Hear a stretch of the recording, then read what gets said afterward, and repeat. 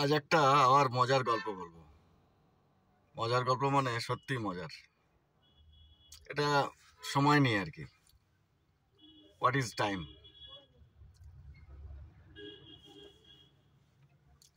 সময়টা হচ্ছে,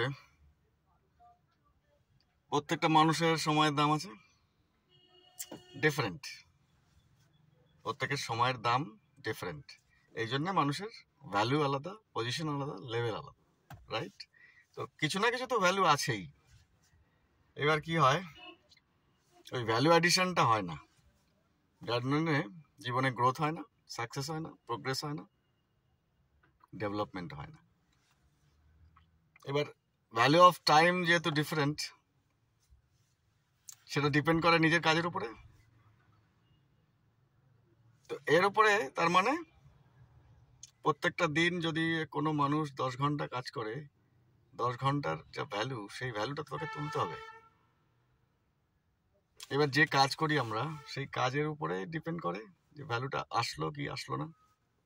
নাও, যেটা আমি বলার চেষ্টা করছি সেটা হচ্ছে, এই 10 ঘন্টায় কোনোদিন ভ্যালু আসলো না, সেই ভ্যালুটার জন্যে কোনো জায়গায় কিছু ইনভেস্টমেন্ট করা হলো, সেই ইনভেস্টমেন্টটা নষ্ট হলো, তাহলে সেই ভ্যালুটাও এলো না।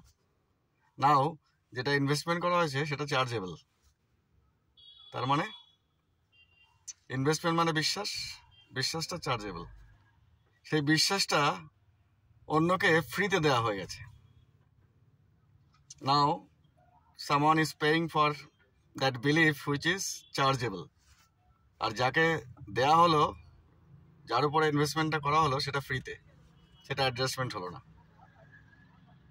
যে ইনভেস্টমেন্টটা করা হয়েছে তার ঠিক টাইমে রিটার্ন এলো না, that means it's a negative situation. তো এগুলো ক্যালকুলেশন করতে হবে, value of time, priority and other things.